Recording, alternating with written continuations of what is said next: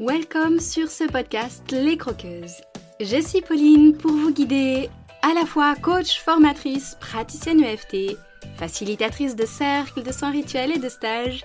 Oui, tout ça. En fait, je suis exploratrice de tous les possibles. Les Croqueuses, c'est le podcast qui vous fait kiffer votre vie avec des interviews inspirantes, des bottages de fesses et 100% de motivation et de good vibes. On explore ensemble la résilience, la reconstruction et surtout, on prend beaucoup de plaisir à croquer la vie à pleines dents. Allez, prête à vibrer ? C'est parti pour une nouvelle dose de good vibes. Salut les croqueuses! On se retrouve aujourd'hui pour l'épisode 53 qui fait suite au numéro 51 où je partageais en fait ce qui m'agace dans le monde de la spiritualité. Je ne sais pas si vous avez déjà écouté cet épisode et si vous m'en avez déjà fait un retour. En tout cas, merci à toutes celles qui l'ont fait. Merci à toutes celles qui utilisent le podcast comme un tremplin pour des réflexions, pour des échanges. Et qui derrière nouent des liens et des discussions avec moi ou avec d'autres personnes. Et je vous en suis très très reconnaissante pour tout ça.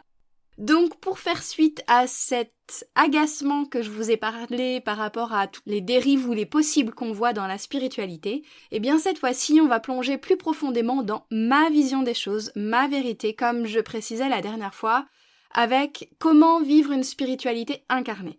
Parce que oui, je suis quelqu'un de spirituel, j'ai ramené la spiritualité dans ma vie à un moment donné où je l'avais totalement fermée, mais la façon dont je le vis est pleinement incarnée dans cette vie terrestre et matérielle. Et donc, je rappelle que ce n'est pas une vérité absolue et que chacune est libre de picorer tout ce qui lui parle et de laisser et de mettre de côté ce qui ne lui parle pas.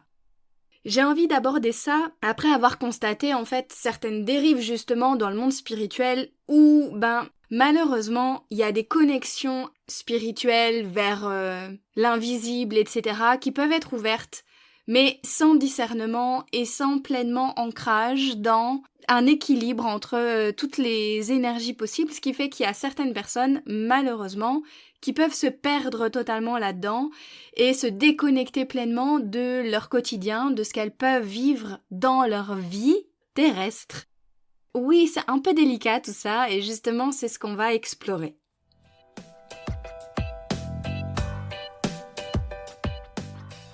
Dans cette partie 1, j'ai envie d'évoquer l'équilibre des énergies, justement. Et parce que, pour pouvoir comprendre la spiritualité incarnée, en fait, j'ai envie qu'on fasse vraiment une analogie simple. Imaginez que votre corps, c'est comme une antenne qui capte des fréquences. Et du coup, ces fréquences-là, en fait, c'est des énergies subtiles qu'on évoque très très souvent dans le monde spirituel.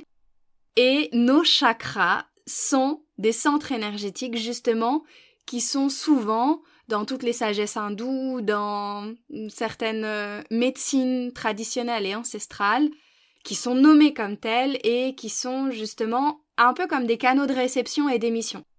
Ces chakras, en fait, on en a plusieurs principaux. Il y en a certains qui sont, on va dire, dans les corps principaux. Donc, on va parler du chakra racine qui est à la base de la colonne vertébrale, qui est celui qui représente notre connexion à la terre, notre ancrage, notre enracinement, en fait. Et comme si on avait une antenne qui était solidement plantée dans le sol. Je sais pas si ça vous parle. Et du coup, si jamais on remonte un petit peu, donc on a le chakra sacré, on a le plexus solaire, on a le cœur, on a la gorge, etc. Et si on continue de monter, on a le chakra du troisième œil qui est situé entre les sourcils dans toutes les représentations schématiques qu'on peut avoir. Et en fait, la symbolique de ce chakra-là, c'est notre intuition. Donc vous pouvez l'imaginer comme si c'était la fréquence qui nous permet de percevoir en fait un peu au-delà du visible, de ce que nos yeux sont capables de percevoir. Un peu comme une sorte d'antenne parabolique de l'esprit. On parle, alors moi j'ai un parcours scientifique à la base, je suis ingénieure aussi, j'ai fait des études aussi dans la biologie, la physique-chimie. Et je sais pas si vous arrivez à vous représenter un petit peu les oscillations que peuvent faire toutes les fréquences, les longueurs d'onde, etc. sur les graphiques qu'on peut voir ou alors les oscilloscopes qui enregistrent. Le son, c'est des fréquences également, et on a réussi à les matérialiser aussi avec pas mal d'expériences qui ont été faites. Je sais pas si vous arrivez à vous représenter cette période-là où on voyait beaucoup de petites vidéos où on mettait du sel, du sucre ou du sable, peu importe, quelque chose de très très fin et léger, sur des enceintes. Et en fait, le son produit par l'enceinte faisait que, en fait, il y avait une réorganisation de tous ces petits grains de sel ou tous ces petits grains de sable qui se réorganisaient en une structure totalement régulière. Et d'un point de vue esthétique, c'était extrêmement joli. Donc là, c'est aussi une façon de matérialiser toutes ces fréquences. On parle aussi beaucoup de personnes qui ont une très très forte intuition et tout ça. Eh bien, pour moi, c'est aussi en lien avec ces fréquences non visibles là, et qu'on peut détecter de façon extrêmement intuitive quand justement ce centre énergétique est particulièrement équilibré et ouvert. Et donc évidemment, comme il y a des chakras supérieurs, donc tout ce qui est à partir de la gorge, troisième œil, le chakra couronne qui est sur le sommet de la tête, et tous les chakras inférieurs, notamment le chakra sacré, le chakra racine, ceux-là en fait c'est vraiment crucial de ne pas les oublier, de ne pas les négliger, parce que c'est eux qui sont ancrés pleinement dans le physique et dans des fréquences pleinement terrestres. Souvent, quand on parle de spiritualité, on a envie de développer un peu, je sais pas si vous voyez, mais toutes ces perceptions extrasensorielles, donc c'est plutôt très haut, c'est plutôt cette ouverture à l'invisible, cette ouverture au ciel, cette ouverture à quelque chose de plus grand que nous, et généralement c'est localisé plutôt dans le haut de notre corps. Sauf que justement, quand on a ce déséquilibre et qu'on réouvre ou qu'on ne s'intéresse que à ces chakras supérieurs en lien avec la spiritualité, eh bien en fait on crée un total déséquilibre. Donc on a ces chakras inférieurs et ces chakras supérieurs, et c'est bien cette dualité qui crée l'harmonie en fait, et qui fait qu'on est en mesure de capter, recevoir un peu toutes ces fréquences en lien avec la terre pour les chakras inférieurs et le ciel avec les chakras supérieurs. Et donc quand on équilibre un petit peu toutes ces antennes-là, eh bien en fait on favorise un flux énergétique cohérent. C'est un peu comme si on accorde une radio pour recevoir pleinement une station. Au lieu d'avoir tous ces grésillements désagréables, en fait on a juste pour avoir la bonne fréquence, pour avoir un équilibre et éviter qu'on ait des interférences, qu'on ait du bruit. Donc pour moi, cette idée d'explorer cette spiritualité incarnée, c'est d'affiner justement l'accord de notre antenne humaine dans notre corps humain, sur Terre, qui capte des fréquences de la Terre par nos chakras inférieurs et qui rééquilibre au niveau un peu plus supérieur dans la spiritualité. Là, il y a des super références, des super livres, évidemment, on y croit pas, etc. Enfin, c'est même pas le sujet de cet épisode-là. Par contre, si jamais vous avez envie d'échanger par rapport à ça, eh bien je me ferai une joie de pouvoir discuter avec vous. Je ne détiens absolument pas la vérité, mais j'ai envie d'ouvrir à pas mal de perceptions différentes, de pistes de réflexion aussi pour une meilleure compréhension de soi. Je crois que c'est vraiment ce qui m'anime, c'est le plaisir et la connaissance de soi. Par rapport à tout ça, si vous avez envie et besoin de lecture, de renseignements sur les chakras, il existe énormément de ressources et je vous en partage une, moi, que j'aime beaucoup, qui s'appelle La sagesse des chakras au féminin, les 7 voies de la réalisation de soi, donc toujours dans cette idée d'utiliser plusieurs portes d'entrée pour aller vers une meilleure connaissance de soi et un meilleur équilibre. Et c'est édité aux éditions Le Duc, et ça a été écrit par Ariane Calvo. Je vous mettrai toutes les références dans la description de l'épisode si ça vous intéresse.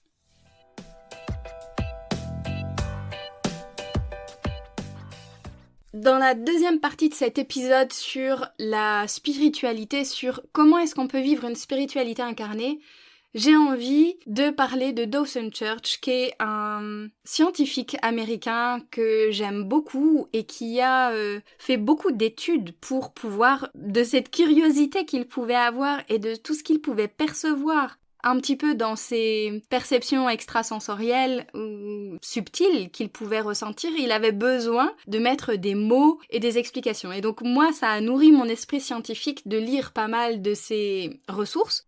Et notamment, il a un livre qui s'appelle De l'énergie à la matière. Donc c'est comment les pensées se matérialisent.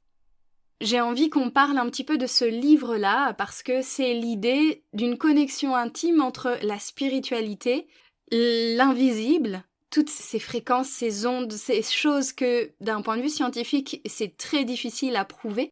Et d'un côté, le monde concret, matériellement parlant, comment est-ce que on peut matérialiser tout ce qui est invisible justement?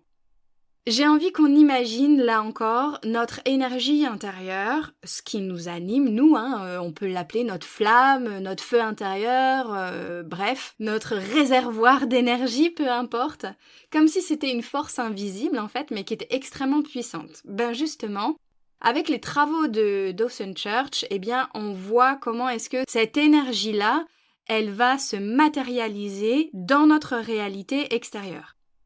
C'est l'idée que toutes nos pensées, toutes nos émotions, les intentions qu'on peut mettre, eh bien ce ne sont pas que des choses purement futiles, c'est pas que des états intérieurs ou des envies lointaines, etc. Mais c'est bien en fait des forces créatrices qui influencent directement le monde qui nous entoure. Et en fait, dans son livre-là, il détaille, il explique, il donne énormément de résultats scientifiques qui prouvent que telle personne a réussi à mettre en évidence justement tout ce qui concerne la contagion émotionnelle par juste une personne, un peu comme le chien fou, vous savez, dans un jeu de quilles, et qui a perturbé absolument toute une équipe de travail avec toute sa noirceur et toutes ses ruminations et qui a totalement perturbé l'équipe de travail en fait. C'est donc une façon de matérialiser la contagion émotionnelle. Il y en a d'autres qui parlent de régression de leur tumeur avec modification des fréquences d'ondes qui ont été mesurées par des électrodes et tout ça dans des études justement. Au moment où ils méditaient, une modification de leur fréquence d'ondes passée en ondes alpha, etc. et qui a eu des grosses répercussions sur des tumeurs cancéreuses. Il y a plein de résultats d'études qui sont extrêmement intéressantes par rapport à ça. Et justement, Dawson Church parle beaucoup de méditation et il dit qu'une simple façon de parler, une simple méditation n'est pas un moment isolé de tranquillité en fait. C'est finalement bien plus que ça et c'est comme une séance de co-création avec l'univers. Et Dawson Church, en fait, il nous apprend à travers son livre, à travers ses études et à travers tout ce qu'il fait, comment chaque pensée qu'on peut émettre, chaque intention qui vient du cœur, eh bien c'est une forme d'art et que finalement ça va sculpter notre existence aussi dans la réalité, dans ce qu'on expérimente. Il parle notamment au tout début de son livre de comment est-ce qu'il a réussi à retrouver ses clés de voiture qu'il avait perdues en plongeant dans la mer, dans un endroit mais totalement improbable, de nuit, et il avait aucune capacité de rentrer.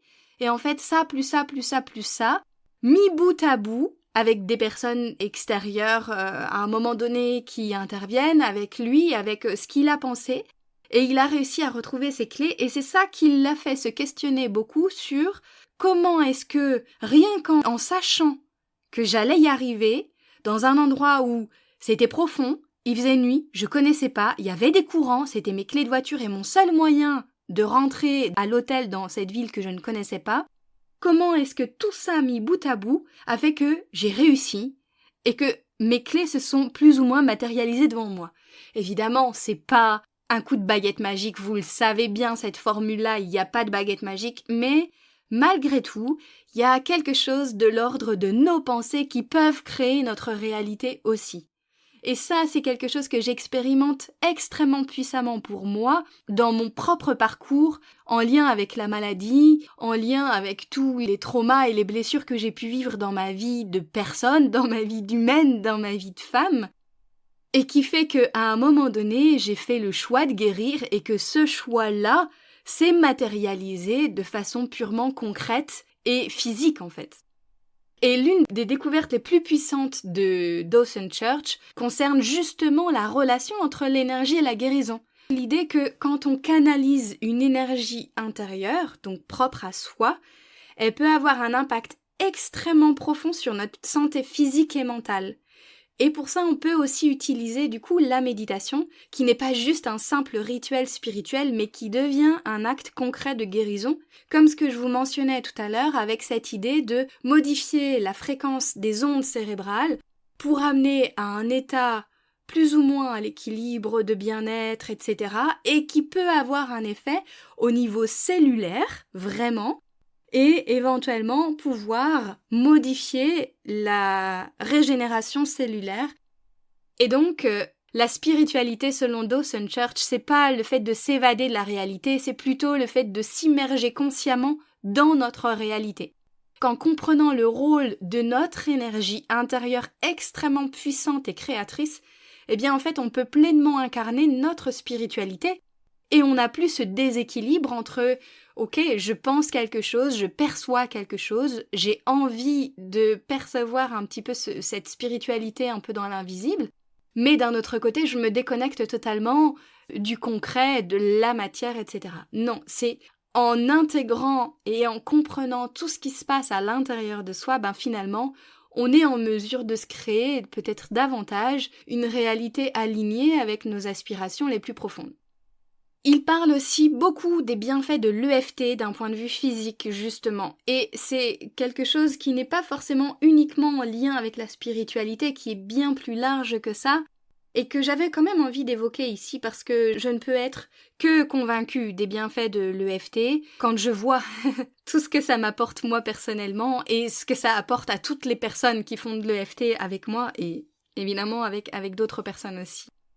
Donc d'un point de vue physique, il a mis en évidence que le taux de cortisol qu'on peut sécréter naturellement, qu'on produit naturellement en cas de stress, d'angoisse, d'émotions fortes, etc., eh bien on peut avoir un effet très rapide sur l'élimination de ce cortisol-là. Grosso modo, le cortisol, on le sécrète naturellement parce qu'il prépare le corps à réagir en cas d'attaque de danger, etc. Il nous met en état d'alerte, de vigilance, et c'est normal, sauf que quand il est sécrété en surabondance et quasiment en permanence, eh bien ça crée un dysfonctionnement physiologique et fonctionnel dans notre corps qui est extrêmement nocif, c'est du stress chronique entre autres, et notre corps sait l'éliminer naturellement quand il est produit à petite dose et de façon occasionnelle. Quand il est produit en cas de stress chronique justement quasiment quotidiennement et à forte dose, eh bien notre corps ne sait plus l'éliminer.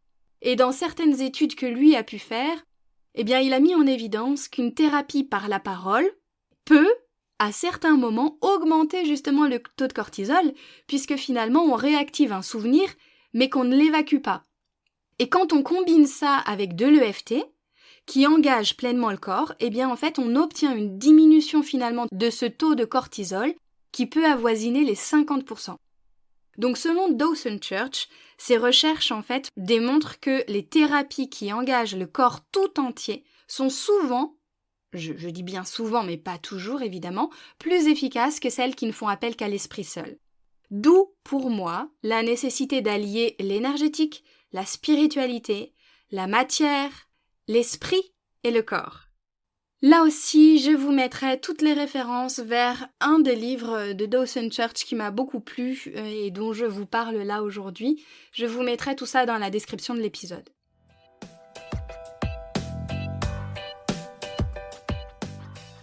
Et donc dans cette troisième et dernière partie pour cet épisode sur la spiritualité incarnée et ma vision très personnelle des choses, j'ai envie de parler un peu de l'art de la présence, d'être présent à tout ce qui nous entoure, et pour moi c'est une dimension clé, essentielle de la spiritualité incarnée. Et pour ça en fait, là aussi j'ai certaines références qui m'ont beaucoup guidée moi personnellement dans mon propre cheminement. C'est notamment tout ce qui est les enseignements des 13 mères originelles, qui sont des enseignements ancestraux qui se transmettent et transmettaient dans la tradition orale de génération en génération, beaucoup chez les femmes, mais évidemment pas seulement, dans notamment certaines traditions amérindiennes. Et avec l'évolution de la société, Jamie Sams qui a eu peur que ces transmissions se perdent et qui a fait le choix de les poser à l'écrit et de poser son propre cheminement personnel en lien avec ça. J'ai eu la chance et la joie de vivre des transmissions en lien avec les 13 mères originelles pendant plus d'une année, c'était extrêmement intense. Et j'ai appris énormément, vraiment, dans cette idée notamment que la spiritualité ne réside pas seulement du tout dans des rituels ou des méditations spécifiques, pas que dans cette ouverture, comme je disais dans la première partie, un peu de nos chakras supérieurs, dans toutes les perceptions du monde invisible et tout ça. Mais c'est aussi beaucoup quelque chose qui émane de notre façon d'être pleinement et de vivre l'instant présent. Et ce livre-là, sur les enseignements des 13 mères originelles, c'est 13 gardiennes, des gardiennes d'enseignements sacrés qui, à un moment donné, en fait, partagent leur sagesse et nous invitent à l'observation de ce qui nous entoure, d'absolument tout ce qui nous entoure, de toute forme de vie, et qui nous rappelle l'importance de la présence, de cette pleine présence à tout ce qui nous entoure dans chaque aspect de notre vie. Il y a cette idée d'incarner la spiritualité pour réconcilier tout ce qu'est le spirituel et le matériel. Quand on parle de côté matériel, c'est pas uniquement cette idée que le matériel c'est quelque chose de boue, qu'il faut absolument bannir de notre spiritualité. Et malheureusement, c'est un courant qu'on entend beaucoup dans cette idée de « moi je suis spirituel ». Moi, je perçois ci, moi, je parle un langage de lumière, moi, je fais ci, moi, j'ai telle capacité extrasensorielle, etc. Et non, vraiment, le matériel, c'est pas du tout pour moi, etc. Moi, dans cette idée d'incarner la spiritualité, c'est cette réconciliation qui est extrêmement importante pour moi. Et c'est le fait d'apprendre aussi à voir le sacré dans chaque instant, dans chaque geste, aussi quotidien et aussi insignifiant nous semble-t-il à nos yeux, en fait, dans chaque relation qu'on peut avoir avec les gens, dans chaque lien, dans chaque expérience de vie. Si on apprécie autant les plaisirs de la vie terrestre, c'est bien parce qu'on est incarné dans un corps, en fait. Le chocolat, oui, parce que le chocolat, vous me connaissez, les croqueuses, c'est mon péché mignon. D'un point de vue purement abstrait, si on prend un morceau de chocolat ou une graine de cacao, ça n'a rien d'extraordinaire, à part le fait que la nature nous offre cette merveille, qu'il a fallu une graine, qu'il a fallu du soleil, qu'il a fallu de l'eau, qu'il a fallu une combinaison de conditions favorables pour que ça pousse et que ça, rien que ça, c'est une merveille. Mais autrement, si jamais on n'apprécie pas ça, qu'on n'a pas cette reconnaissance, qu'on n'a pas cette gratitude pour tout ce que la vie nous offre, eh bien le chocolat, il a rien d'extraordinaire. Par contre, quand on le déguste, quand on le sent et qu'on utilise vraiment littéralement tous nos sens, qu'on arrive à percevoir sa délicatesse et tout le plaisir qu'il représente en fait. C'est cette idée de consciemment être présent à soi, être présent à ce qu'on fait, être présent à ce qu'on mange, être présent à nos sens, à toutes nos perceptions, qu'elles soient subtiles ou qu'elles soient matérielles en fait. Et peut-être que vous, c'est pas du tout le chocolat, mais que c'est une pistache ou un fondant, crème anglaise ou des cookies ou des crêpes ou d'autres gourmandises, parce que sur le podcast Les Croqueuses, on a toutes sortes de gourmandises qui arrivent. On a aussi des petits croquants au fromage de temps en temps. L'idée, c'est bien de se dire que cette vie sur Terre, on l'apprécie parce qu'on a un véhicule. Elle est possible, cette vie sur Terre, parce que on est incarné dans un corps en fait. Et donc dans l'idée de réincarner sa spiritualité, c'est réouvrir et retrouver cet équilibre entre les connexions avec notre corps, avec le matériel, notre connexion avec l'énergie, notre façon de percevoir le monde, notre façon d'ouvrir à des perceptions peut-être un petit peu plus subtiles et d'être pleinement en présence avec soi, avec toute forme de vie qui est en mesure de nous enseigner et avec chaque personne qu'on peut rencontrer. Pour en revenir justement aux 13 mères originelles, chaque mois, il y a donc une nouvelle gardienne avec une nouvelle sagesse qui nous est dévoilée. On peut le lire tout au long de sa vie, on n'en prendra évidemment pas les mêmes sens à chaque fois parce qu'on n'est peut-être pas en mesure de percevoir absolument tous les enseignements qui sont présents dans un seul conte philosophique. On le percevra avec ce qu'on a déjà expérimenté, ce qu'on est en mesure d'emmagasiner, de comprendre ou de s'approprier comme concept.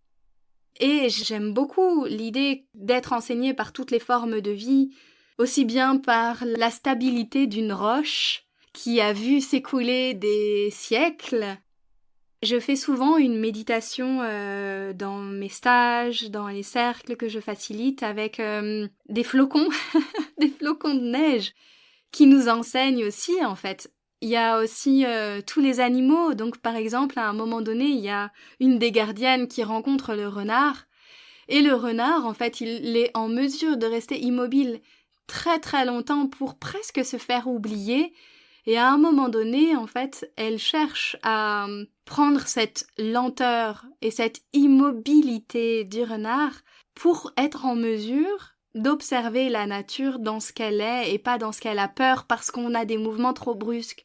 Je sais pas si c'est vraiment très clair ce que je vous dis là, mais voilà, il y a cette idée de une spiritualité pleinement incarnée dans finalement ce qu'on vit pleinement au quotidien en fait. Et pas je cherche à vivre encore plus quelque chose d'extraordinaire, à avoir encore plus de capacités extrasensorielles, de super pouvoirs, parce qu'il y a de ça aussi qu'on voit dans le monde de la spiritualité avec une recherche presque de quelque chose d'extraordinaire. Alors moi je parle de light language, moi je suis en mesure de guérir ci, moi je suis en mesure de faire ça. Puis si tu le fais pas comme ça, c'est pas correct. C'est ce que j'ai évoqué dans l'épisode 51 justement. À travers cet épisode-là, aujourd'hui, j'ai vraiment envie de vous expliquer un petit peu, moi, comment est-ce que je perçois les choses dans ma façon de vivre ma spiritualité. Et comme je disais, c'est quelque chose d'extrêmement personnel.